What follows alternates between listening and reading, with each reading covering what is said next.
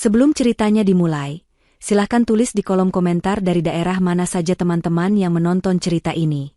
Jangan lupa like dan subscribe agar channel ini bisa semakin berkembang dan bisa mempersembahkan cerita yang lebih menarik lagi.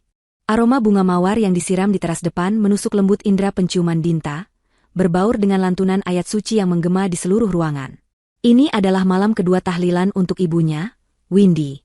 Dinta duduk bersimpuh di atas karpet, punggungnya lurus namun jiwanya terasa remuk. Matanya menatap kosong ke arah foto besar ibunya yang diletakkan di atas sebuah meja kecil, diapit oleh 2 vas bunga sedap malam. Di dalam foto itu, ibunya tersenyum begitu tulus. Seulas senyum yang dulu selalu berhasil menenangkan badai apapun di hati Dinta. Kini, senyum itu hanya menjadi pengingat pedih akan sebuah kehilangan yang terasa begitu final.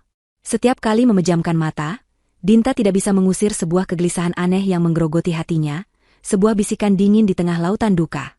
Semua orang mengatakan ibunya meninggal karena komplikasi penyakit gulanya yang sudah lama diderita. Dokter pun mengatakan hal yang sama. Usia dan penyakit, kombinasi yang mematikan. Dinta mencoba menerima penjelasan itu, mencoba meyakinkan dirinya bahwa ini adalah takdir yang tidak bisa dihindari. Namun, hatinya menolak. Ada sesuatu yang terasa salah, janggal, dan tidak pada tempatnya. Penurunan kondisi ibunya dalam seminggu terakhir terasa begitu curam dan tidak wajar. Dinta ingat betul, 10 hari yang lalu ibunya masih bisa duduk di teras, merawat tanaman anggrek kesayangannya sambil bercerita tentang masa mudanya. Suaranya memang lemah, tapi semangat di matanya masih menyala. Lalu, semuanya berubah begitu cepat. Dalam hitungan hari, ibunya hanya bisa terbaring di tempat tidur. Napasnya menjadi berat, dan kesadarannya mulai memudar. Dinta, yang kalut karena panik dan kesedihan, menyerahkan banyak urusan perawatan kepada suaminya, Alvin. Alvin. Nama itu kini terasa berbeda di lidah Dinta. Selama seminggu terakhir, Alvin menunjukkan sisi yang belum pernah Dinta lihat sebelumnya. Ia menjadi begitu perhatian pada Ibu Windy, bahkan terlalu perhatian. Ia yang paling rajin mengingatkan jadwal minum obat, ia yang selalu menawarkan diri untuk menyiapkan obat-obatan itu, bahkan ia sering melarang Dinta melakukannya dengan alasan, "Sudah, kamu temani saja ibu, biar aku yang urus. Kamu pasti lelah." Saat itu, Dinta merasa terharu. Ia berpikir, di tengah cobaan ini, ia memiliki suami yang begitu suportif dan menyayangi mertuanya. Namun sekarang, setelah ibunya tiada, kepingan-kepingan ingatan itu kembali dengan warna yang berbeda, lebih gelap dan menyeramkan. Ia ingat bagaimana Alvin dengan sigap mengambil alih nampan obat dari tangannya. Ia ingat tatapan mata Alvin yang aneh, saat ia memastikan Ibu Windy menelan semua pilnya. Ia bahkan ingat pernah suatu malam ia masuk ke dapur dan mendapati Alvin sedang berdiri di dekat meja makan. Terkejut melihat kedatangan Dinta, dan buru-buru menyembunyikan sesuatu ke dalam sakunya. Ketika Dinta bertanya, Alvin hanya menjawab sekenanya bahwa ia sedang mencari air minum. "Jangan berpikir yang tidak-tidak, Dinta," bisiknya pada diri sendiri, mencoba mengusir pikiran buruk itu. "Kau hanya sedang berduka. Jangan menuduh suamimu sendiri."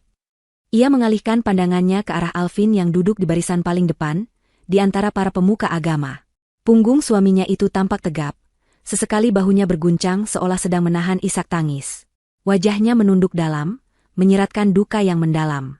Para tamu yang melihatnya pasti akan memuji, betapa berbakti menantu laki-laki itu. Tapi Dinta, yang telah hidup bersamanya selama 5 tahun, bisa melihat sebuah kepalsuan yang nyaris sempurna. Ia tahu persis bagaimana postur tubuh Alvin saat ia benar-benar sedih. Dan ini bukanlah postur itu. Matanya mungkin terlihat memerah, tapi Dinta yakin tidak ada sebutir pun air mata di sana. Di samping Alvin, duduk ibu dan adik perempuannya, Ratna dan Reni. Keluarga mertuanya itu juga memasang wajah sendu. Namun, setiap kali pandangan mereka bertemu, Dinta bisa melihat percik kemenangan yang cepat-cepat mereka sembunyikan. Beberapa kali, Dinta menangkap bahasa mereka saling berbisik, diselingi senyum tipis yang langsung lenyap saat sadar ada yang memperhatikan. Mereka pikir Dinta terlalu larut dalam duka untuk menyadari apapun. Mereka salah. Di tengah kehancurannya, indera Dinta justru menjadi lebih tajam. Lantunan doa akhirnya sampai pada puncaknya. Tangan-tangan diangkat, mengamini doa terakhir untuk almarhumah. Suara, "Amin," yang serempak menggema, menandai berakhirnya acara tahlilan malam itu. Seketika, suasana ruangan berubah. Kehusyukan tergantikan oleh suara orang-orang yang mulai beranjak dari duduknya, saling bersalaman, dan berbasa-basi pelan. Satu persatu para tamu menghampiri Dinta, menepuk pundaknya, dan mengucapkan kalimat-kalimat belasungkawa yang terdengar seperti kaset rusak di telinganya. Yang sabar ya, Dinta. Ikhlaskan saja. Ibu Windy orang baik, pasti ditempatkan di sisi terbaiknya. Dinta hanya bisa mengangguk, memaksakan seulas senyum tipis, dan mengucapkan terima kasih dengan suara serak. Energinya terkuras habis. Alvin bangkit dan dengan sigap mengantar para tamu penting ke depan pintu, berakting sebagai tuan rumah yang sempurna. Ia merangkul pundak Pak RT, menjabat erat tangan Pak Ustadz, seolah ialah yang paling berduka dan paling bertanggung jawab atas rumah ini. Dinta hanya memperhatikannya dari jauh, rasa dingin yang aneh mulai merayap di punggungnya. Rumah itu semakin lama semakin lengang. Suara obrolan memudar, menyisakan keheningan yang berat dan mencekam.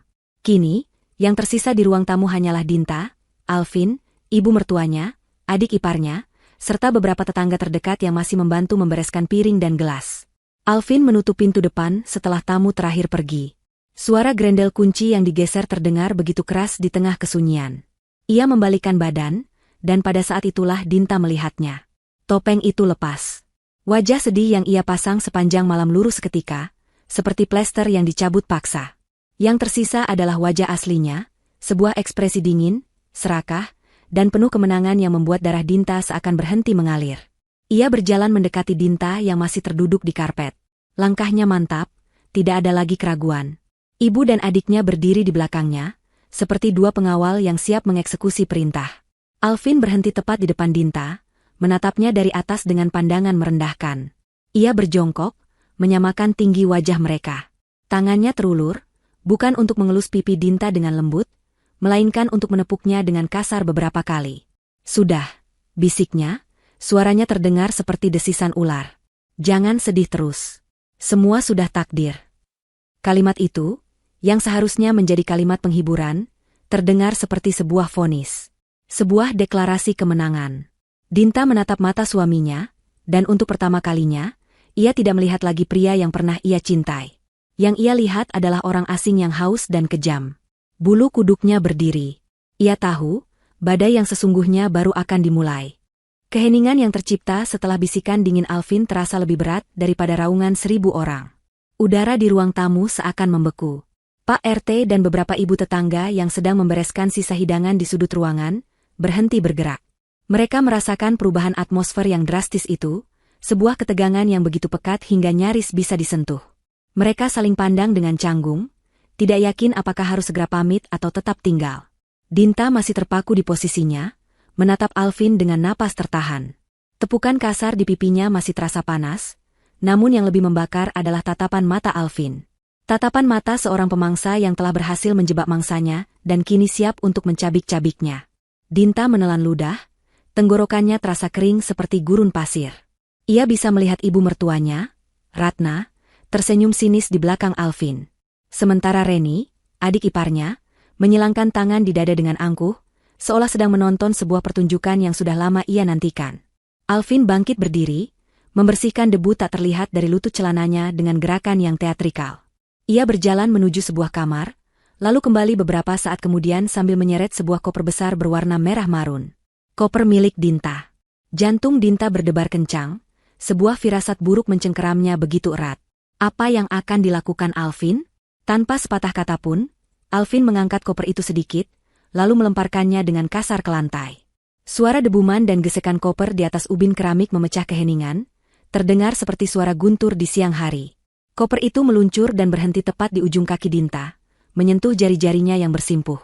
Sebuah tindakan penghinaan yang begitu gamblang dan brutal. Para tetangga terkesiap.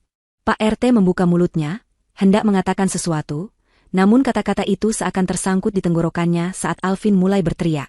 Ibumu sudah mati. Suara Alvin menggema, penuh dengan kebencian dan kelegaan yang tidak lagi ia sembunyikan.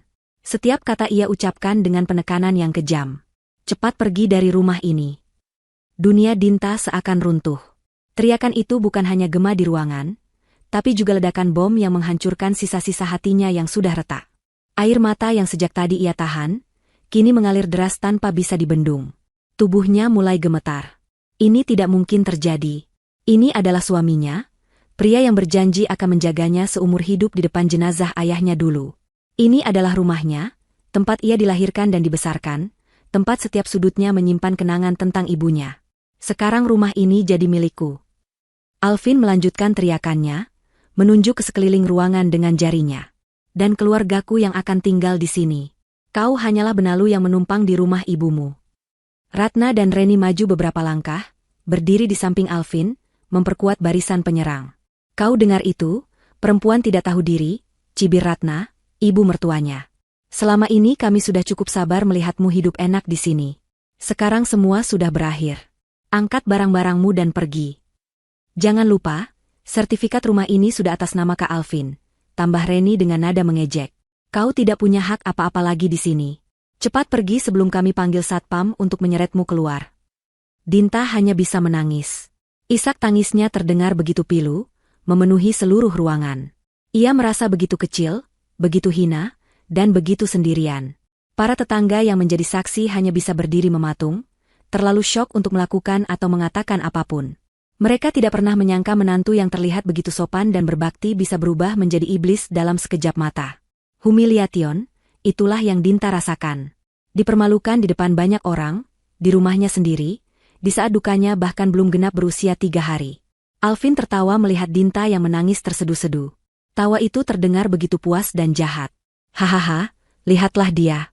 Cuma bisa menangis. Mau apa lagi kau? Mengadu pada ibumu? Sayang sekali. Ibumu sudah di dalam tanah. Ejeknya, setiap katanya menusuk seperti belati. Cepat angkat kopermu. Isakan Dinta semakin menjadi. Ia menundukkan kepalanya dalam-dalam, membiarkan rambutnya yang tergerai menutupi wajahnya. Bahunya berguncang hebat. Alvin mengira ia telah menang. Ia telah berhasil menghancurkan Dinta, mematahkannya hingga tak bersisa. Ia dan keluarganya saling bertukar pandang penuh kemenangan. Namun kemudian, sesuatu yang aneh terjadi. Di tengah isak tangis yang memilukan itu, guncangan di bahu Dinta perlahan mereda. Isakannya yang tadinya keras, kini berubah menjadi getaran pelan, lalu berhenti sama sekali. Tangannya yang sejak tadi gemetar dan meremas ujung bajunya, kini terkepal erat hingga buku-buku jarinya memutih. Perlahan, sangat perlahan, ia mengangkat kepalanya. Alvin dan keluarganya berhenti tertawa. Mereka melihat perubahan itu. Para tetangga pun menahan napas. Wajah Dinta masih basah oleh air mata, matanya bengkak dan merah. Tapi ada sesuatu yang berbeda di sana. Sesuatu yang membuat Alvin merasakan firasat tidak enak untuk pertama kalinya malam itu. Tatapan mata Dinta yang tadinya dipenuhi keputusasaan, kini kosong. Kosong, dingin, dan tajam seperti ujung pecahan kaca. Dinta tahu momen ini akan datang. Ibunya telah mempersiapkannya untuk ini. Akan ada saatnya, nak, di mana pria itu akan menunjukkan wajah aslinya. Bisik ibunya beberapa minggu lalu, saat mereka hanya berdua di kamar. Saat itu terjadi, jangan menangis. Jangan terlihat lemah.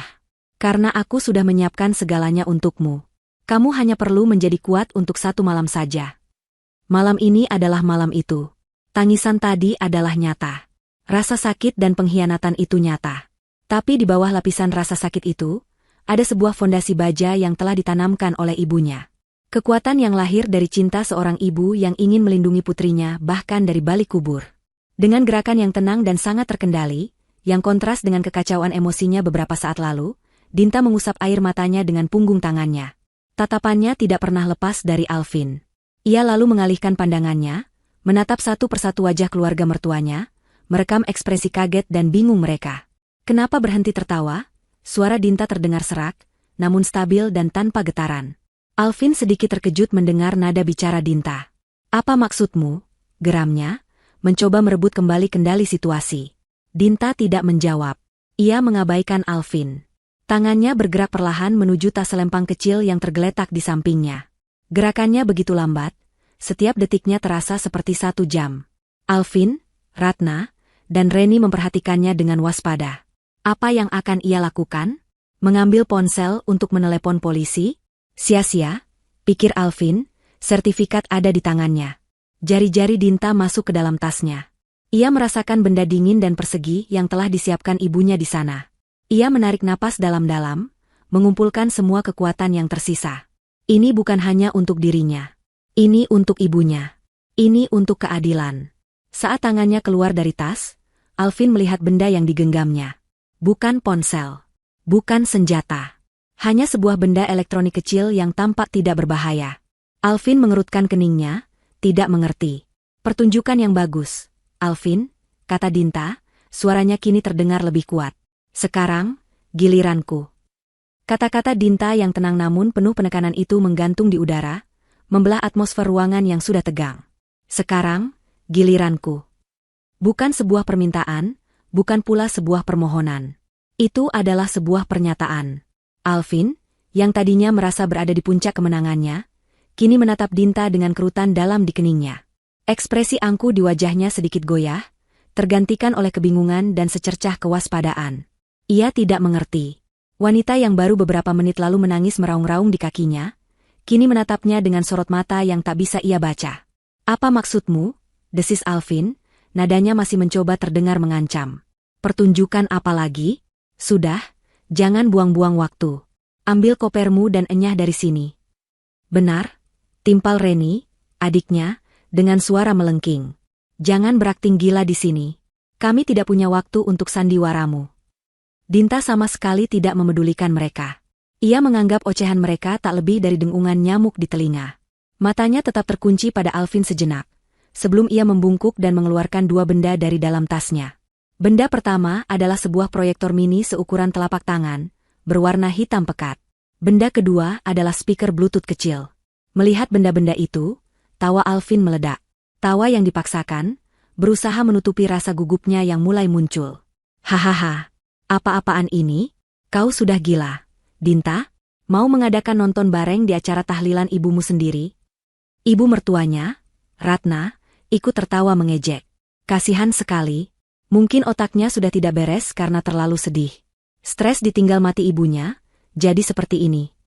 Cemoohan mereka tidak berpengaruh sedikit pun pada Dinta. Ia seolah telah membangun sebuah dinding tak terlihat di sekelilingnya, sebuah perisai yang diajarkan ibunya untuk ia kenakan malam ini. Dengan gerakan metodis dan tanpa tergesa-gesa, ia berjalan menuju stop kontak di dekat dinding. Ia menyambungkan kabel adaptor proyektor. Para tetangga yang tersisa, termasuk Pak RT, hanya bisa menonton dengan mulut ternganga, bingung dengan pemandangan surreal di depan mereka. Seorang janda muda yang baru saja diusir, kini dengan tenang sedang menyiapkan sebuah proyektor. Hentikan omong kosong ini, Dinta, bentak Alvin, kesabarannya mulai habis. Ia melangkah maju, hendak merebut proyektor itu dari tangan Dinta. Namun sebelum tangannya sempat menyentuh, Dinta berbalik dan menatapnya. Tatapannya begitu tajam, begitu menusuk, hingga langkah Alvin terhenti seketika. Duduk, perintah Dinta. Suaranya tidak keras, namun mengandung otoritas yang tak terbantahkan. Duduk, Alvin. Dan tonton. Ini adalah permintaan terakhir dari orang yang baru saja kau sebut namanya. Dari ibuku. Penyebutan, ibuku, itu berhasil membekukan Alvin di tempatnya. Ada sesuatu dalam cara Dinta mengatakannya, seolah arwah Ibu Windy sedang berdiri di antara mereka. Alvin menelan ludah. Ia mundur selangkah, kembali ke dekat ibu dan adiknya, meski wajahnya masih menunjukkan kemarahan yang tertahan. Dinta kembali melanjutkan pekerjaannya. Ia meletakkan proyektor di atas sebuah meja kopi, mengarahkannya ke dinding ruang tamu yang paling besar dan kosong, yang biasanya dihiasi sebuah lukisan kaligrafi. Lukisan itu sudah ia turunkan kemarin, bagian dari persiapan. Kemudian, ia menyalakan speaker Bluetooth di tangannya. Terdengar suara, bip, pelan, menandakan perangkat itu telah aktif dan terhubung.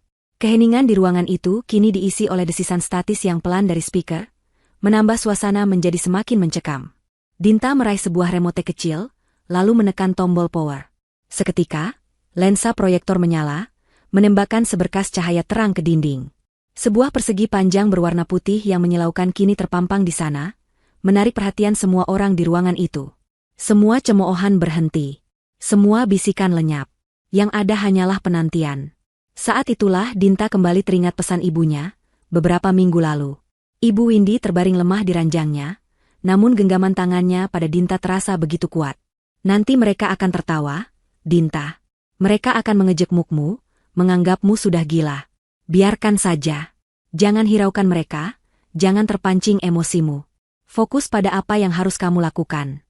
Setiap kabel yang kau sambungkan adalah satu langkah menuju keadilan untuk kita. Ingat, nak, orang yang paling berisik adalah orang yang paling takut. Dinta menarik napas dalam-dalam, merasakan kekuatan dari ingatan itu mengalir ke seluruh tubuhnya. Ia sudah siap.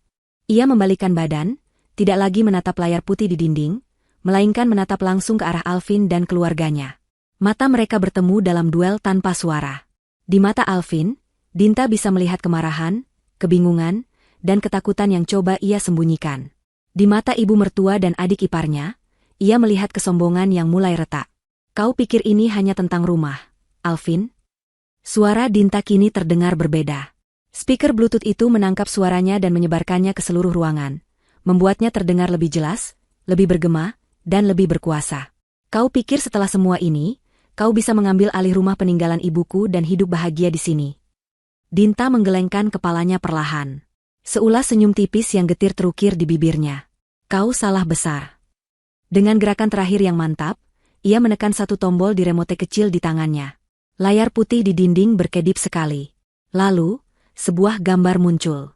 Bukan gambar pemandangan atau film. Gambar itu adalah sebuah wajah. Wajah pucat seorang wanita yang terbaring di ranjang, dengan selang oksigen tipis di hidungnya. Wajah almarhumah Ibu Windy. Seketika, seluruh ruangan menahan napas secara bersamaan. Terdengar beberapa pekikan tertahan dari ibu-ibu tetangga. Ratna dan Reni terkesiap, wajah mereka pias. Alvin sendiri mundur selangkah lagi, matanya membelalak tak percaya. Seolah ia baru saja melihat hantu. Di layar itu, Ibu Windy tidak terlihat seperti orang yang pasrah pada kematian. Matanya terbuka lebar, menatap lurus ke arah kamera. Tatapannya begitu hidup, begitu tajam, seolah ia bisa menembus layar dan melihat semua orang yang sedang menontonnya saat itu. Seolah ia hadir di sana, di tengah-tengah mereka, menjadi saksi atas malam penghakiman ini. Pertunjukan terakhirnya baru saja dimulai. Wajah Ibu Windy di layar itu mendominasi seluruh ruangan. Kualitas rekamannya sangat jernih. Setiap kerutan di wajahnya, setiap helai rambutnya yang memutih, bahkan kilat keteguhan di sorot matanya yang lelah, semuanya terlihat begitu jelas. Keheningan yang menyergap terasa begitu total, seolah video itu telah menyedot semua suara dan udara dari dalam ruangan. Alvin berdiri kaku seperti patung, wajahnya yang tadi merah karena marah kini pucat pasi. Ia menatap layar dengan mulut sedikit terbuka, seolah akal sehatnya menolak untuk memproses apa yang sedang ia lihat. Lalu, bibir Ibu Windy di layar itu bergerak. Suaranya yang sedikit lemah namun terdengar sangat jelas, keluar dari speaker Bluetooth, memenuhi setiap sudut ruangan. Dinta, putriku, suara itu memulai, nadanya lembut dan penuh kasih. Dinta merasakan matanya kembali memanas, namun ia menahannya. Jika kamu sedang memutar video ini, itu artinya apa yang paling ibu takutkan selama ini telah menjadi kenyataan. Suara Ibu Windy berhenti sejenak, seolah memberikan waktu bagi kata-katanya untuk meresap. Itu artinya, pria yang berdiri di antara kalian, pria yang kau sebut suami, telah menunjukkan wujud aslinya yang telah lama ia sembunyikan di balik topeng kebaikan. Kalimat itu bagaikan sebuah tamparan tak terlihat. Alvin tersentak. Beberapa tetangga saling berpandangan, mulai mengerti arah dari semua ini. Di layar, Ibu Windy mengalihkan pandangannya sedikit, seolah ia sedang menatap Alvin secara langsung. Alvin, panggilnya, nadanya kini berubah menjadi dingin dan datar. Kau pasti sedang merasa sangat bangga saat ini. Kau pasti berpikir rencanamu berjalan mulus. Kau berhasil menunggu hingga aku tiada, lalu dengan kejam mengusir putriku satu-satunya dari rumahnya sendiri. Alvin gemetar. Ini tidak mungkin. Ini rekayasa. Serunya dengan suara bergetar, lebih untuk meyakinkan dirinya sendiri daripada orang lain. Rekayasa? Suara Ibu Windy di video seakan menjawabnya. Mari kita bicara tentang rekayasa yang sesungguhnya. Mari kita bicara tentang sertifikat rumah yang ada di tanganmu.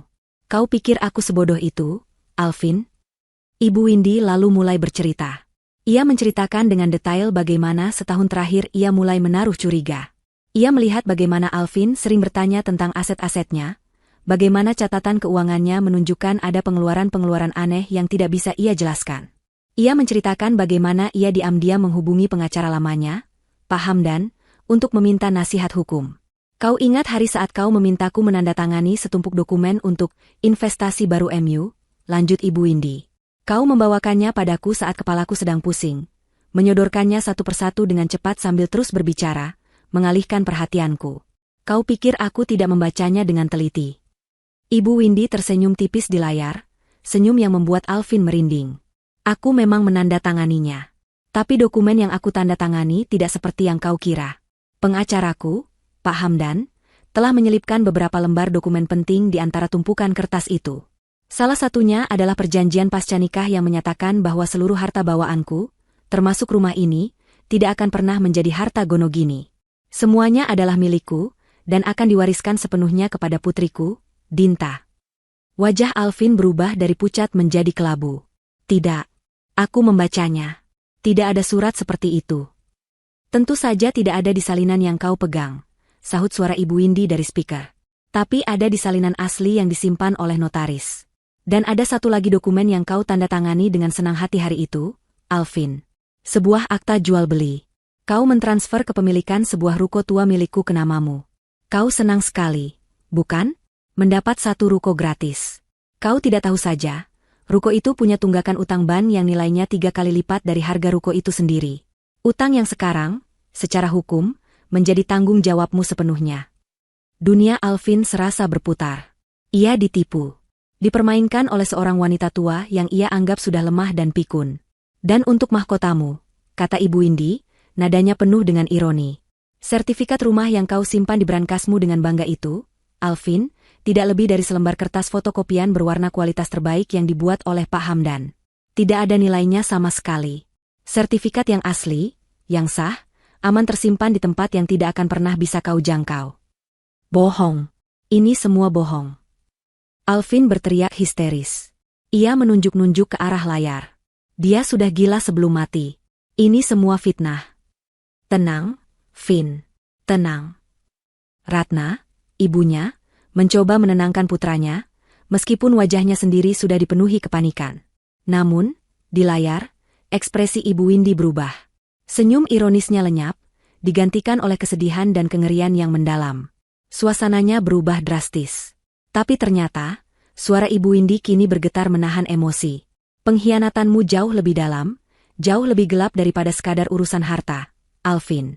Kau tidak hanya mengincar rumahku, kau juga mengincar nyawaku.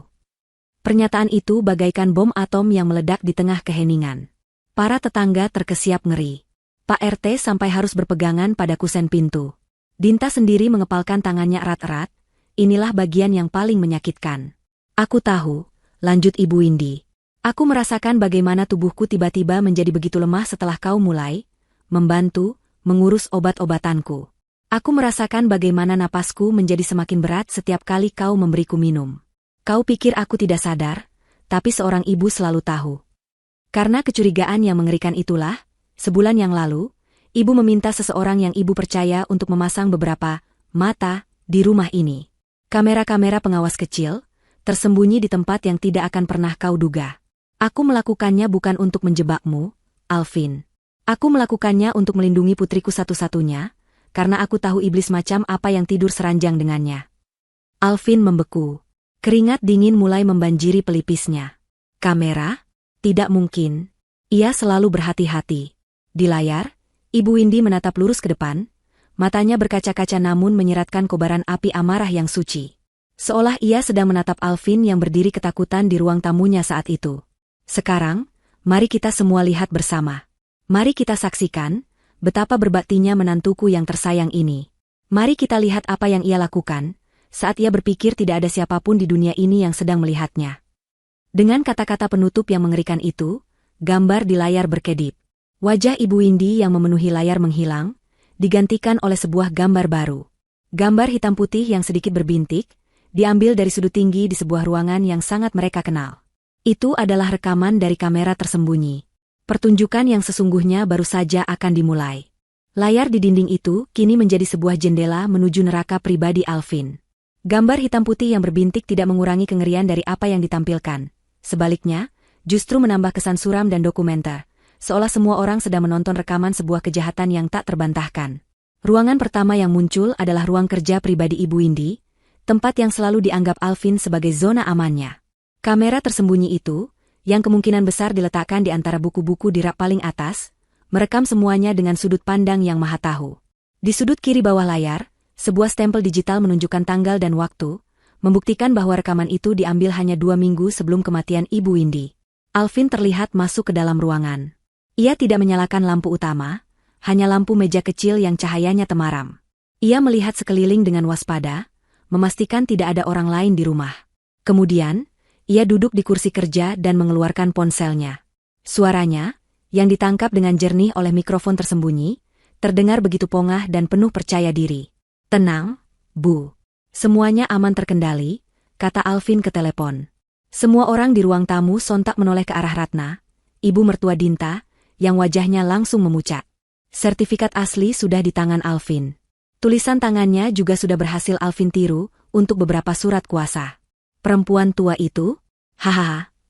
Tawa Alvin di rekaman itu terdengar serak dan mengerikan. Sebentar lagi juga lewat. Dia sudah makin lemah dari hari ke hari. Obat dari temanku sepertinya bekerja dengan baik. Tinggal tunggu waktu saja. Setelah itu, Dinta kita tendang keluar tanpa sepeser pun, dan rumah megah ini resmi jadi milik kita. Terdengar desisan ngeri dari para tetangga. Pak RT menggelengkan kepalanya dengan pandangan tak percaya. Jadi, ibu dan anak ini sudah merencanakannya bersama-sama. Ratna terlihat seperti ingin ditelan bumi. Ia menatap putranya yang masih tergeletak di lantai dengan tatapan horor, bukan karena perbuatannya, tapi karena semua itu kini terbongkar di depan umum. Sebelum ada yang sempat bereaksi, adegan di layar tiba-tiba berganti. Stempel waktu menunjukkan tanggal yang lebih baru, hanya 1 minggu sebelum Ibu Windy wafat. Lokasinya kini ada di dapur. Kamera sepertinya disembunyikan di dalam sebuah jam dinding. Alvin sedang berdiri di dekat meja makan, ponselnya dalam mode speaker. Suara seorang wanita yang melengking terdengar dari ponsel itu. Suara Reni. "Jadi rencananya gimana, Kak, setelah si nenek itu lewat?" tanya suara Reni. Alvin menjawab sambil mengaduk segelas kopi, punggungnya menghadap kamera. "Gampang. Tunggu dia mati.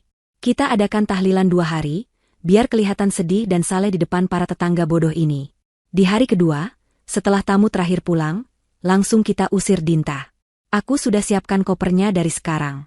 Aku akan lempar koper itu di depan kakinya, lalu aku akan berteriak sekeras-kerasnya di depan semua orang yang tersisa, 'Ibumu sudah mati, cepat pergi.' Biar dia malu sekalian sampai tidak berani menginjakan kaki lagi di kompleks ini." Pengakuan itu menghantam ruangan seperti gelombang kejut. Alvin telah membeberkan skenarionya kata demi kata, skenario keji yang baru saja ia pentaskan beberapa menit yang lalu. Beberapa ibu tetangga menutup mulut mereka dengan ngeri. Mereka bukan lagi hanya saksi dari sebuah pertengkaran keluarga, mereka adalah saksi dari sebuah kejahatan yang telah direncanakan dengan sangat matang dan kejam. Reni, yang berdiri di sudut ruangan, mulai menangis tanpa suara, tubuhnya gemetar hebat saat menyadari perannya dalam konspirasi ini juga ikut terungkap. Dinta memejamkan matanya sejenak. Mendengar rencana itu diulang kembali terasa seperti ditusuk untuk kedua kalinya. Namun, ia memaksa dirinya untuk tetap tegak. Bagian terburuknya akan segera datang. Layar kembali berganti untuk ketiga kalinya. Dan kali ini, suasana terasa jauh lebih mencekam. Stempel waktu menunjukkan pukul 2.14 dini hari, hanya 4 hari sebelum Ibu Windy menghembuskan napas terakhirnya. Gambar yang muncul adalah kamar tidur ibunya, direkam dari sebuah bingkai foto digital di atas nakas. Pemandangan itu begitu intim dan mengerikan. Kamar itu remang-remang, hanya diterangi oleh lampu tidur kecil. Di atas ranjang, sosok Ibu Windy terlihat sedang tertidur pulas. Napasnya terdengar lemah dan dangkal. Pintu kamar berderit pelan, terbuka sedikit demi sedikit. Sosok Alvin menyelinap masuk seperti hantu. Ia berjalan berjinjit, setiap gerakannya penuh kehati-hatian agar tidak menimbulkan suara. Wajahnya dalam rekaman itu terlihat begitu fokus, dingin, dan tanpa emosi. Ia seperti seorang pembunuh yang sedang menjalankan misinya. Ia berhenti di samping ranjang, tepat di sebelah nakas di mana deretan botol obat dan segelas air minum diletakkan. Tangannya bergerak cepat. Ia mengambil botol obat diabetes milik Ibu Windy. Dengan cekatan, ia membuka tutupnya, mengeluarkan beberapa butir pil asli ke telapak tangannya, lalu memasukkannya ke dalam saku celananya. Kemudian, dari saku yang lain, ia mengeluarkan sebuah botol plastik putih kecil tanpa label. Ia menuangkan beberapa butir pil dari botol tanpa label itu ke dalam botol obat yang asli, mengisinya kembali hingga penuh. Pil-pil itu bentuk dan warnanya nyaris identik. Namun, perbuatannya tidak berhenti di situ. Kejahatannya ternyata lebih mengerikan dari yang Dinta bayangkan. Setelah menukar obat, Alvin mengambil salah satu pil dari botol tanpa label itu. Ia meletakkannya di atas secari kertas kecil yang ia bawa, lalu menghancurkannya hingga menjadi bubuk menggunakan bagian bawah sebuah korek api gas. Setelah menjadi bubuk halus, ia dengan hati-hati menuangkan bubuk itu ke dalam gelas berisi air minum di atas nakas, lalu mengaduknya perlahan menggunakan sebuah sedotan kecil hingga larut. Dalam keheningan ruangan, Mikrofon sensitif kamera itu menangkap suara bisikannya yang pelan. Suara yang akan menghantui mimpi semua orang yang mendengarnya malam itu. Biar cepat, biar kita semua senang. Setelah memastikan tidak ada jejak yang tersisa, ia meletakkan kembali semuanya persis seperti semula, lalu berjalan mundur perlahan, dan menghilang di balik pintu yang ia tutup tanpa suara. Rekaman itu berakhir.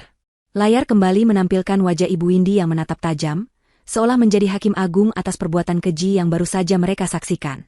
Selama beberapa detik yang terasa abadi, tidak ada seorang pun yang bergerak atau bersuara. Ruangan itu diselimuti oleh keheningan yang total dan absolut. Keheningan yang lahir dari kengerian yang begitu murni, hingga melumpuhkan akal dan saraf. Mereka baru saja menyaksikan rekaman seorang menantu yang dengan darah dingin sedang meracuni ibu mertuanya yang tidak berdaya. Lalu, keheningan itu pecah.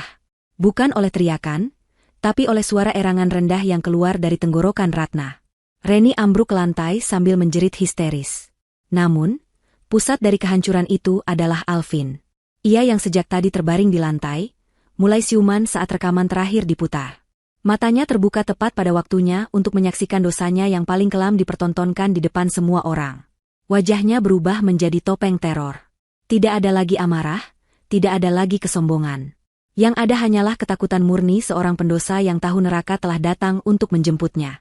Matanya memutar ke atas, mulutnya terbuka mengeluarkan suara tercekik, dan tubuhnya kejang sesaat sebelum akhirnya lemas tak berdaya. Ia pingsan. Kali ini bukan karena syok, tapi karena jiwanya hancur berkeping-keping. Suara tubuhnya yang jatuh kembali ke lantai terdengar berat dan final. Kekacauan meledak. Ratna dan Reni merangkak histeris ke arah Alvin, mengguncang-guncang tubuhnya sambil memanggil namanya. Para tetangga mundur ketakutan, beberapa ibu menangis sambil berpelukan.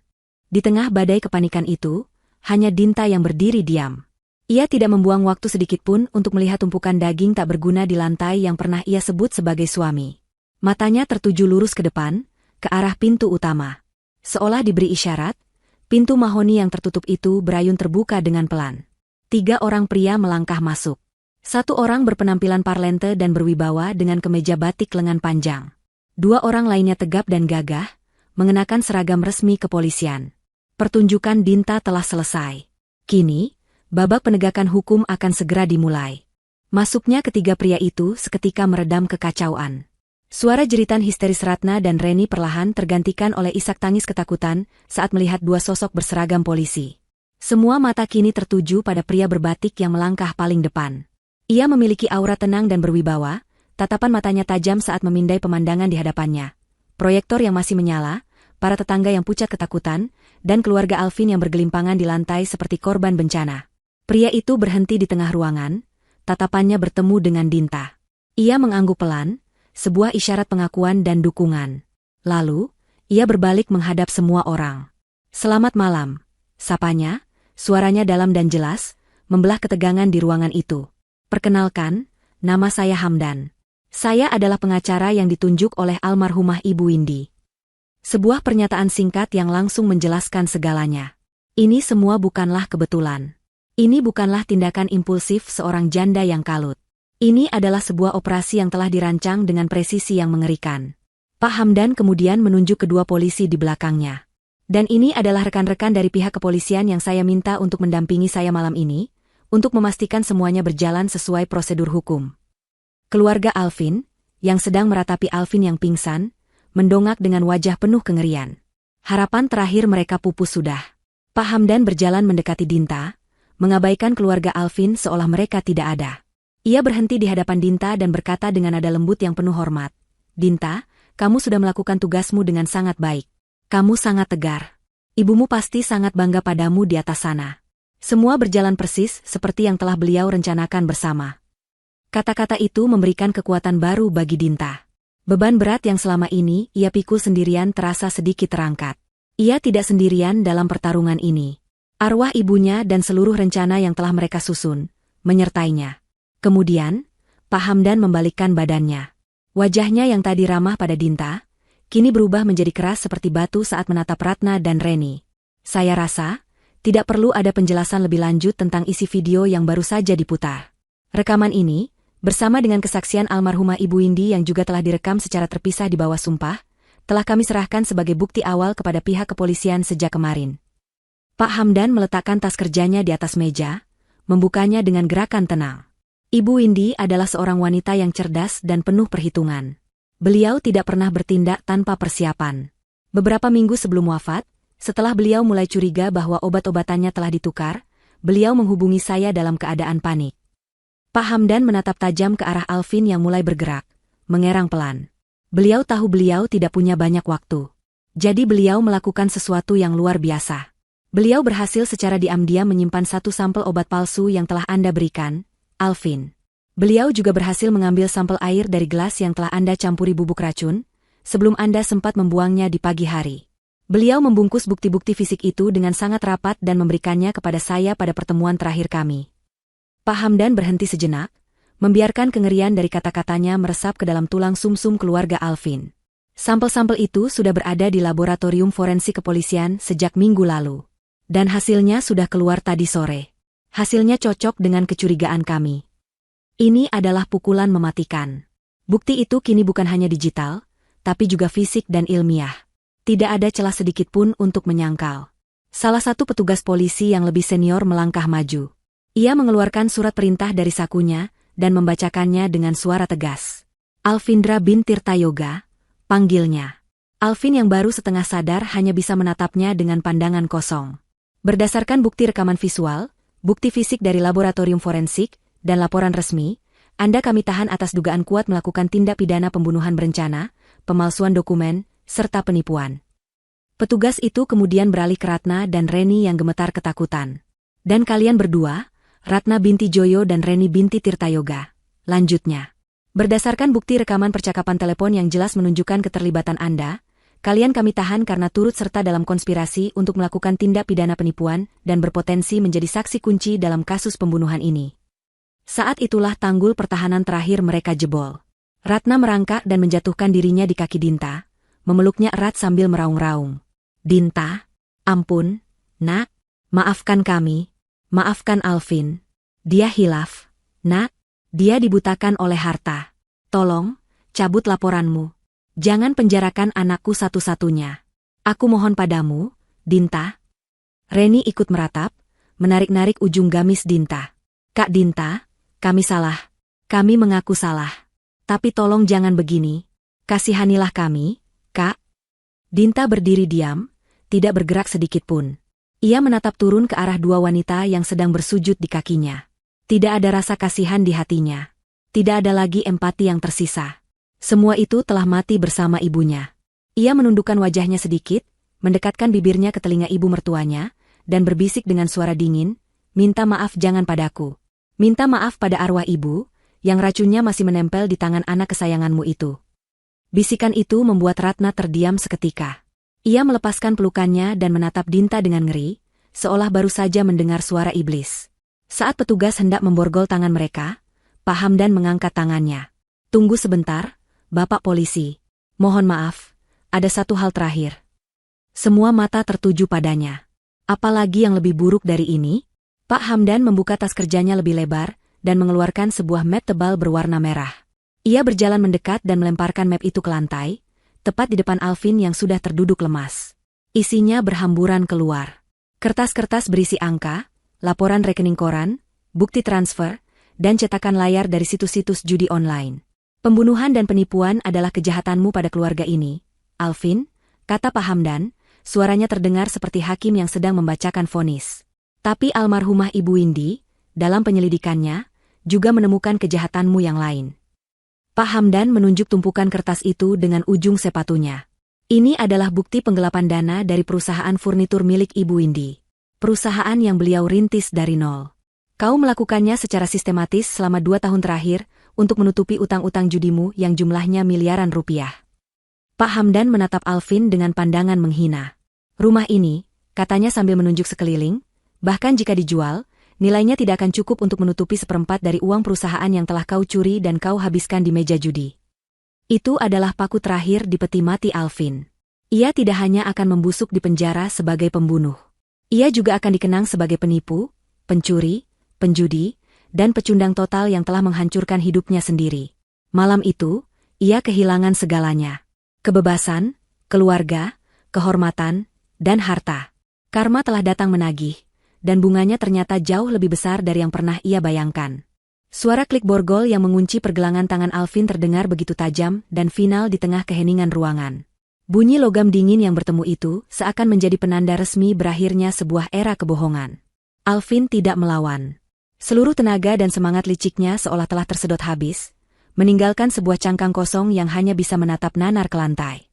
Di sampingnya, Ratna dan Reni juga pasrah saat tangan mereka dibelenggu.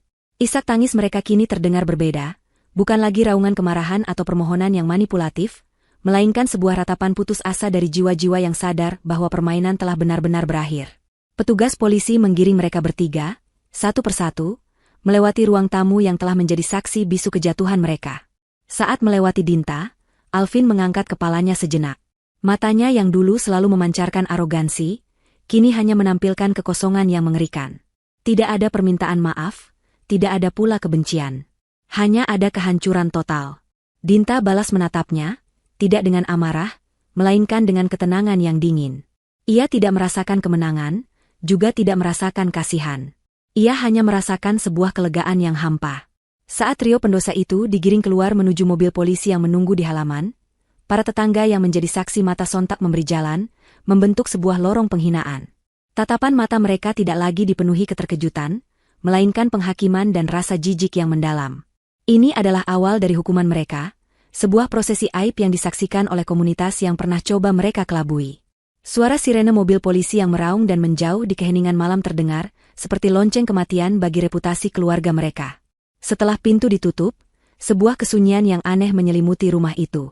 Pak Hamdan mempersilakan para petugas yang tersisa untuk duduk, sementara Pak RT mendekati Dinta dengan wajah prihatin. "Nak Dinta," ujar Pak RT dengan suara lirih. "Kami semua yang ada di sini siap menjadi saksi.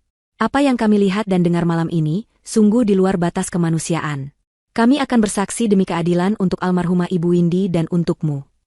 Beberapa ibu tetangga mengangguk setuju, beberapa di antaranya masih menyeka air mata. Dinta menatap mereka satu persatu, dan untuk pertama kalinya malam itu, ia memberikan seulas senyum tulus yang kecil. "Terima kasih, Pak RT, ibu-ibu sekalian. Terima kasih sudah tidak meninggalkan saya." Perlahan, para tetangga dan petugas polisi yang telah selesai membuat catatan awal mulai berpamitan, meninggalkan Dinta berdua saja dengan Pak Hamdan di ruang tamu yang terasa begitu luas dan kosong. Proyektor di atas meja masih menyala, menyorotkan sebuah persegi putih terang ke dinding, sisa dari pertunjukan yang baru saja usai. Dinta berjalan mendekatinya, lalu menekan tombol power.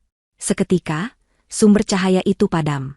Wajah ibunya yang tadi seolah mengawasi dari layar, kini telah pergi, dan ruangan itu seakan kembali diselimuti duka.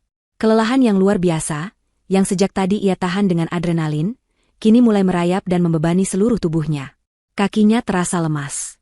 Kemenangan ini terasa begitu pahit. Semua bukti telah terungkap, para pelaku telah ditangkap, tapi itu tidak akan pernah bisa mengembalikan ibunya. Rasa rindu yang menyesakkan dada kembali datang, lebih kuat dari sebelumnya. Pak Hamdan seolah mengerti apa yang dirasakan Dinta. Ia menarik sebuah kursi dan mempersilakan Dinta duduk. "Saya tahu ini berat, Dinta. Sangat berat," katanya dengan nada kebapakan. "Tapi pertempuranmu yang paling sulit sudah berakhir malam ini. Sekarang, biarkan hukum yang bekerja." Ia kemudian membuka kembali tas kerjanya dan menjelaskan dengan tenang langkah-langkah selanjutnya. Penjelasannya begitu terstruktur, menunjukkan betapa matang rencana yang telah ia susun bersama Ibu Windy. "Seperti yang ibumu inginkan, kita telah memasang 3 lapis jerat untuk mereka," Pak Hamdan memulai. "Jerat lapis pertama adalah kasus penipuan dan pemalsuan dokumen. Ini yang paling mudah kita menangkan. Dengan bukti rekaman pengakuan Alvin dan kesaksian para saksi malam ini, juga dokumen asli yang kita pegang, pengadilan akan segera membatalkan segala klaim Alvin atas rumah ini dan aset lainnya. Secara hukum, kau adalah satu-satunya pemilik yang sah atas semua peninggalan ibumu." Dinta hanya mengangguk pelan, mendengarkan. "Jerat lapis kedua," lanjut Pak Hamdan, "adalah kasus penggelapan dana perusahaan. Laporan keuangan yang kau lihat tadi hanya permukaannya saja.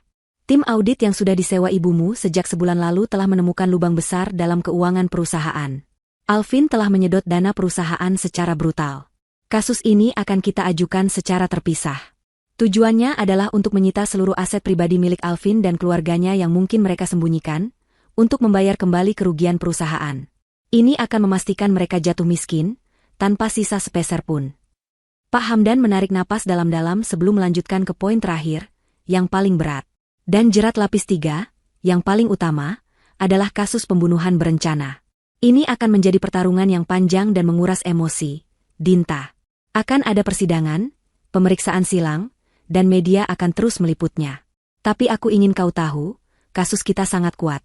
Video itu, hasil laboratorium forensik, kesaksian almarhumah, dan nanti ditambah dengan hasil otopsi, semuanya akan membentuk sebuah rantai bukti yang tidak akan bisa mereka patahkan. Alvin akan menerima hukuman maksimal. Aku akan memastikannya. Penjelasan itu membuat Dinta sedikit lebih tenang. Ibunya tidak hanya merencanakan pembalasan, tapi sebuah penghancuran total yang sistematis dan legal. Tidak ada celah bagi mereka untuk lolos. Sebelum pamit, Pak Hamdan merogoh saku jasnya dan mengeluarkan 2 benda. Sebuah kunci brankas kecil dan sebuah amplop berwarna krem yang tersegel rapi. Ibumu menitipkan ini padaku pada hari terakhir kami bertemu, jelas Pak Hamdan sambil menyerahkannya pada Dinta. Beliau berpesan, kunci ini untuk membuka kotak deposit pribadi miliknya di bank. Beliau bilang, di dalamnya ada sesuatu yang akan membantumu melanjutkan hidup. Dan surat ini, Pak Hamdan menatap amplop itu dengan tatapan penuh hormat. Beliau bilang, berikan pada Dinta setelah badai ini berlalu. Minta dia membacanya saat dia sudah merasa benar-benar siap untuk memulai lembaran yang baru. Dinta menerima kedua benda itu dengan tangan gemetar. Peninggalan terakhir dari ibunya. Sebuah pesan dari seberang kematian. Setelah Pak Hamdan pergi, Dinta kini benar-benar sendirian di dalam rumah yang megah namun senyap itu. Ia berjalan perlahan, menyusuri setiap ruangan. Ia menyentuh sandaran kursi tempat ibunya biasa duduk, meraba permukaan meja makan tempat mereka biasa sarapan bersama. Semua terasa sama, namun sekaligus berbeda. Rumah ini sekarang miliknya, tapi terasa begitu kosong tanpa kehadiran sang pemilik hati. Ia berhenti di depan foto besar ibunya yang masih terpasang di ruang tamu. Ia menatap lekat-lekat senyum hangat di wajah ibunya. Senyum yang memberinya kekuatan malam ini. Perlahan, setetes air mata jatuh membasahi pipinya. Bukan air mata kesedihan atau kemarahan seperti sebelumnya, melainkan air mata kelegaan. Pertarungan telah usai. Keadilan untuk ibunya telah dimulai. Badai telah berlalu, menyisakan puing-puing yang kini harus ia bangun kembali seorang diri.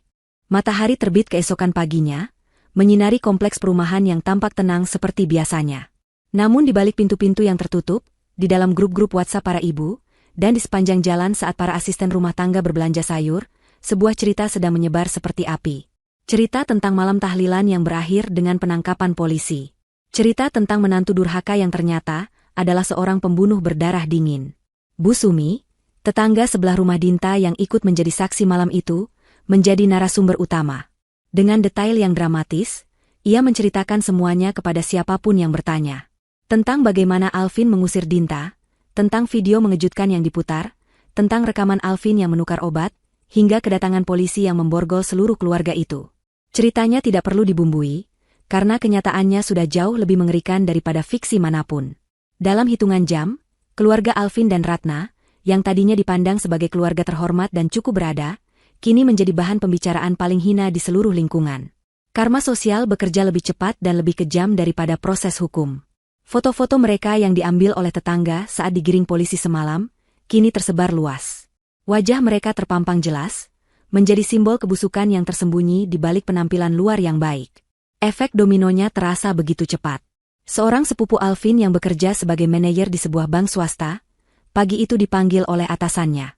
Ia ditanyai tentang hubungan keluarganya dengan tersangka pembunuhan yang namanya sedang viral di berita lokal. Meskipun ia tidak terlibat, awan hitam kecurigaan dan aib kini menggantung di atas karirnya. Seorang tante dari pihak Ratna, yang dikenal sebagai Ratu Arisan dan selalu membanggakan kekayaan keluarga putranya, hari itu tidak berani keluar rumah.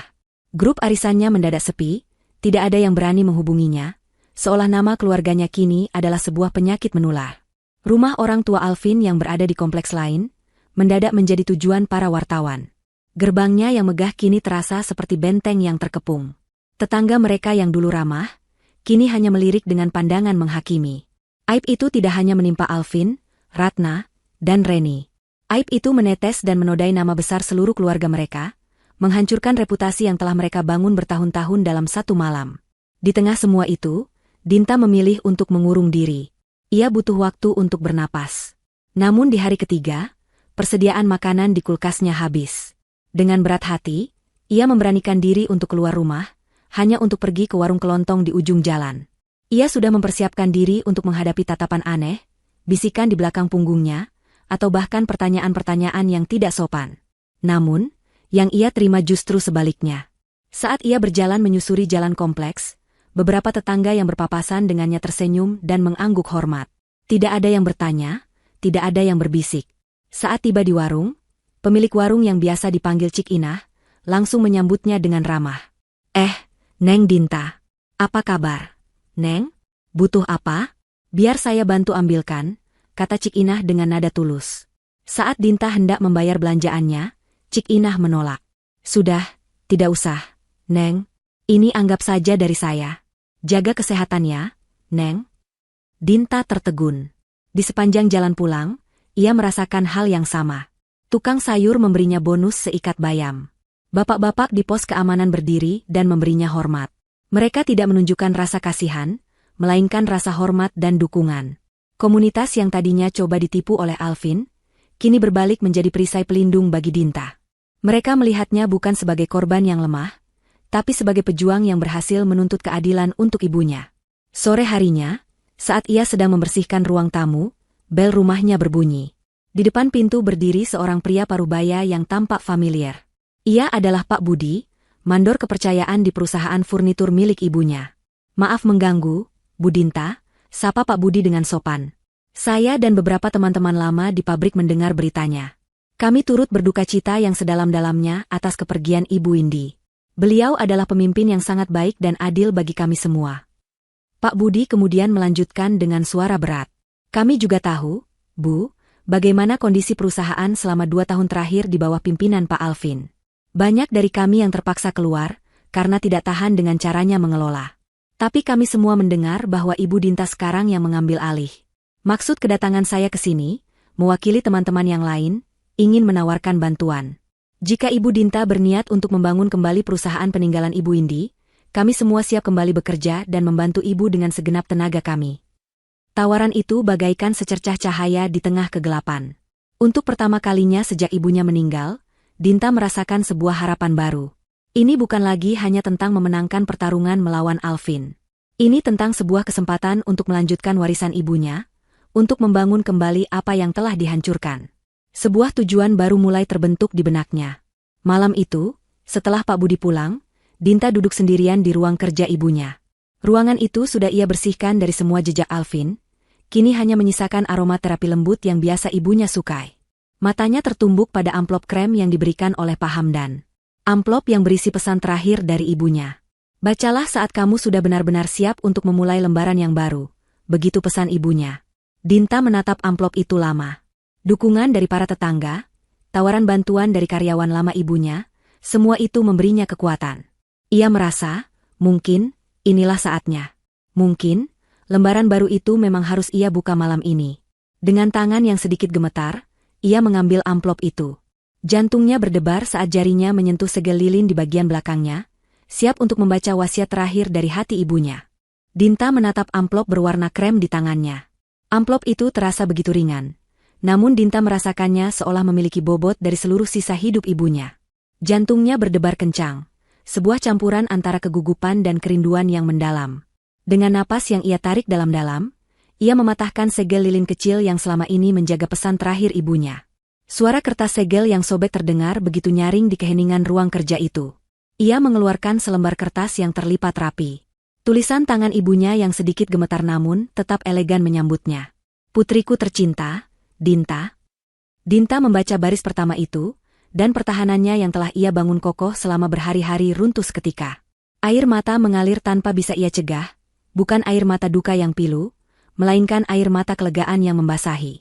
Jika kau membaca ini, lanjut tulisan itu, artinya kau telah berhasil melewati badai tergelap dalam hidupmu. Kau telah menang.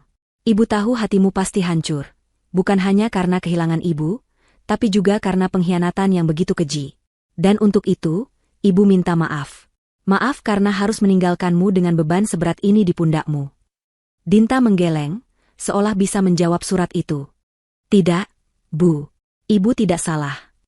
Tapi ibu juga tahu, Dinta melanjutkan membaca, di dalam dirimu, di balik kelembutanmu, ada sebuah kekuatan baja yang bahkan kau sendiri mungkin tidak sadari. Kekuatan yang ibu lihat sejak kau masih kecil, saat kau terjatuh dari sepeda dan kembali menaikinya dengan lutut berdarah. Pertarungan yang baru saja kau lalui ini bukanlah untuk menghancurkanmu, nak. Pertarungan ini adalah untuk menempa baja di dalam dirimu, untuk menunjukkan pada dunia, dan yang terpenting, pada dirimu sendiri, seberapa kuat kau sebenarnya. Surat itu berlanjut, berisi nasihat-nasihat yang seolah diucapkan langsung oleh ibunya di sampingnya. Sekarang, setelah semuanya berakhir, ibu punya satu permintaan terakhir untukmu. Jangan biarkan kebencian pada mereka mengotori hatimu selamanya. Memaafkan mungkin terlalu sulit, bahkan mungkin tidak perlu. Tapi melepaskan adalah sebuah keharusan. Lepaskan mereka dari pikiranmu, biarkan hukum negara dan hukum karma yang mengurus sisanya. Tugasmu sekarang bukanlah untuk menoleh ke belakang dengan amarah, tapi untuk menatap ke depan dengan harapan. Tugasmu adalah untuk hidup, untuk bahagia. Itu adalah kemenangan terbesar kita. Di paragraf terakhir, ibunya menulis tentang masa depan. Di dalam kotak deposit bank yang kuncinya ada padamu, ibu meninggalkan modal untukmu memulai kembali. Bukan hanya uang atau perhiasan, tapi juga sesuatu yang akan mengingatkanmu pada dari mana kita berasal, pada akar kekuatan kita. Gunakanlah dengan bijak. Bangun kembali apa yang telah rusak, dan buatlah sesuatu yang lebih indah darinya. Hiduplah dengan berani, Dinta. Cintailah lagi dengan tulus saat waktunya tiba dan hatimu telah siap. Dan jangan pernah lupakan bahwa kau adalah putri dari seorang pejuang. Ibu akan selalu mengawasimu dari tempat yang lebih baik. Dengan seluruh cinta yang tak akan pernah padam. Ibumu, Windy. Dinta memeluk surat itu di dadanya, membiarkan setiap kata meresap ke dalam jiwanya. Itu bukan hanya selembar kertas. Itu adalah sebuah pelukan terakhir, sebuah izin untuk melepaskan duka, dan sebuah perintah untuk meraih kebahagiaan. Malam itu, untuk pertama kalinya setelah sekian lama, Dinta tidur dengan lelap tanpa dihantui mimpi buruk. 6 bulan berlalu. Waktu berjalan, menyembuhkan luka dan menumbuhkan harapan baru. Kasus pembunuhan dan penipuan yang melibatkan Alvin menjadi berita besar selama berminggu-minggu. Persidangan itu bak sebuah drama nasional yang diikuti oleh seluruh negeri. Dengan bukti-bukti yang tak terbantahkan, vonis pun jatuh. Alvin terbukti bersalah atas semua dakwaan dan dijatuhi hukuman penjara seumur hidup. Ratna dan Reni juga mendapatkan hukuman penjara yang setimpal, belasan tahun karena keterlibatan mereka dalam konspirasi penipuan dan membantu menyembunyikan kejahatan. Keadilan hukum telah ditegakkan sepenuhnya. Selama waktu itu, Dinta tidak tinggal diam. Ia mengikuti pesan ibunya. Ia pergi ke bank dan membuka kotak deposit itu. Di dalamnya, selain beberapa sertifikat aset dan perhiasan warisan keluarga, ia menemukan tumpukan buku sketsa tua yang sudah menguning. Buku-buku itu berisi ratusan desain furnitur asli goresan tangan ibunya, dari saat pertama kali merintis perusahaan dari sebuah bengkel kecil di garasi. Inilah akar yang dimaksud ibunya. Harta karun yang sesungguhnya. Dengan semangat baru, Dinta kembali ke pabrik. Ia mengumpulkan Pak Budi dan karyawan-karyawan setia ibunya yang lain. Ia menunjukkan pada mereka buku-buku sketsa itu. Kita tidak akan hanya melanjutkan perusahaan ini, kata Dinta pada mereka saat itu. Kita akan membangkitkannya kembali. Kita akan menghormati warisan Ibu Windy dengan melahirkan kembali karya-karyanya. Di bawah kepemimpinannya yang tegas namun penuh empati, pabrik yang nyaris mati itu kembali hidup. Suara mesin kembali terdengar, aroma kayu yang dipoles kembali menguar. Dinta meluncurkan sebuah koleksi baru yang ia beri nama, Koleksi Warisan Windy, yang seluruhnya dibuat berdasarkan desain-desain otentik dari buku sketsa ibunya. Koleksi itu meledak di pasaran. Orang-orang tidak hanya membeli sebuah produk, mereka membeli sebuah cerita tentang kualitas, ketahanan, dan kebangkitan. Rumah yang dulu menjadi lokasi trauma, kini telah ia sulap menjadi surga kedamaian. Dindingnya ia cat ulang dengan warna-warna cerah. Taman belakang yang dulu tak terurus, kini penuh dengan bunga-bunga yang mekar. Ia mengadakan sebuah acara syukuran kecil, mengundang hanya orang-orang terdekat yang telah mendukungnya. Pak Hamdan, Pak RT, Cik Inah, Pak Budi, dan beberapa tetangga lainnya. Rumah itu kini dipenuhi oleh suara tawa dan kehangatan, membersihkan sisa-sisa energi negatif yang pernah ada. Suatu sore, saat sedang merapikan gudang, ia menemukan sebuah kotak kardus yang terlupakan di sudut ruangan. Di dalamnya ada beberapa barang sisa milik Alvin yang terlewat saat ia membersihkan rumah dulu. Sebuah jam tangan tua, beberapa buku, dan sebuah piala golf.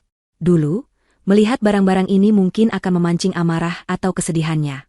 Tapi sekarang, Saat ia menatap benda-benda itu, ia tidak merasakan apa-apa.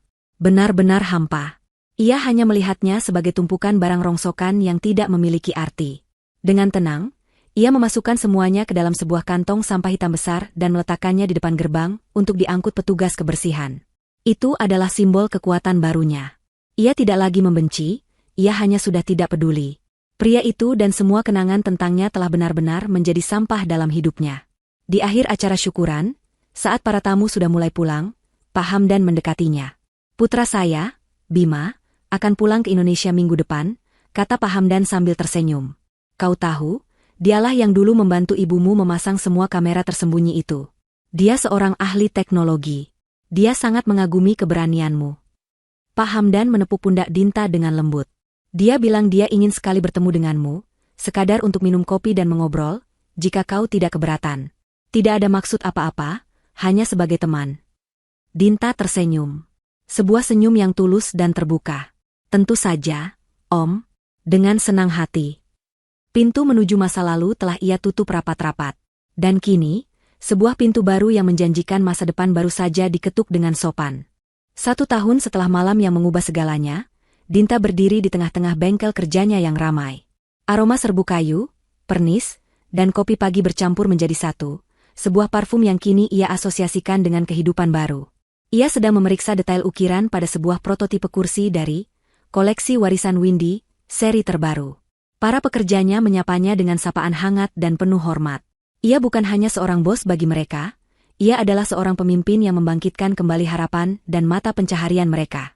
Perusahaan itu kini tidak hanya kembali sehat, tapi juga berkembang pesat. Sore itu, ia duduk di ruang kantornya yang baru direnovasi. Di dinding, tergantung sebuah foto besar Ibu Windy yang tersenyum bangga. Dinta seringkali menatap foto itu, bukan lagi dengan kesedihan, melainkan dengan rasa syukur. Kini ia benar-benar mengerti. Rumah, perusahaan, dan seluruh harta benda yang ia perjuangkan mati-matian, semua itu hanyalah bonus. Warisan yang sebenarnya dari ibunya bukanlah benda-benda mati itu. Warisan yang sebenarnya adalah keberanian untuk melawan saat ditindas. Warisan itu adalah kecerdasan untuk merancang strategi di tengah ketakutan. Warisan itu adalah ketabahan untuk menahan sakit dan terus berdiri tegak. Dan yang terpenting, warisan itu adalah kemampuan untuk bangkit dari puing-puing kehancuran dan membangun kembali sesuatu yang lebih kuat dan lebih indah dari sebelumnya. Kekuatan baja yang ibunya sebutkan dalam surat, kini telah menjadi tulang punggungnya. Kabar tentang para penghuni masa lalunya sesekali masih sampai ke telinganya melalui Pak Hamdan. Alvin mendekam di sel isolasi setelah beberapa kali membuat masalah di penjara umum. Ia tidak menunjukkan penyesalan, hanya kemarahan dan depresi seorang pria yang telah kehilangan segalanya. Namanya telah dilupakan dunia, kecuali sebagai contoh dari kejatuhan seorang manusia. Ratna dan Reni menjalani hukuman mereka dalam keheningan. Keluarga besar mereka, demi menjaga nama baik, telah memutuskan hubungan sepenuhnya. Saat mereka bebas nanti, tidak ada rumah atau keluarga yang menunggu mereka. Kehancuran sosial dan finansial mereka bersifat total dan permanen. Karma telah menyelesaikan tugasnya dengan tuntas. Dinta tidak lagi memikirkan mereka. Pikirannya dipenuhi oleh hal-hal baru, termasuk pertemuannya dengan Bima, putra Pak Hamdan. Pertemuan pertama mereka di sebuah kedai kopi beberapa bulan lalu terasa begitu ringan dan menyenangkan. Bima adalah pria yang cerdas dan hangat. Ia tidak pernah memandang Dinta sebagai korban yang patut dikasihani. Sebaliknya, ia memandangnya dengan kekaguman yang tulus. "Ibumu adalah wanita paling berani yang pernah aku temui," kata Bima saat itu. Beliau gemetar ketakutan saat menceritakan rencananya padaku. Tapi beliau tetap melakukannya. Beliau bilang, "Ini bukan untuk balas dendam, Mas Bima. Ini untuk melindungi masa depan putri saya satu-satunya dari serigala." Mendengar cerita itu dari sudut pandang, Bima memberikan Dinta sebuah lapisan pemahaman baru akan dalamnya cinta ibunya. Hubungannya dengan Bima berkembang perlahan, secara alami dan tanpa paksaan. Mereka menjadi teman baik, berbagi cerita, tawa, dan ide. Untuk pertama kalinya setelah sekian lama, Dinta kembali merasakan bagaimana rasanya diperhatikan dan dihargai oleh seorang pria dengan tulus. Pintu hatinya yang dulu ia gembok rapat-rapat, kini mulai terbuka sedikit demi sedikit, membiarkan cahaya baru masuk. Kisah ini berakhir di sebuah sore yang cerah, di taman belakang rumah Dinta. Ia sedang merawat koleksi anggrek milik almarhumah ibunya.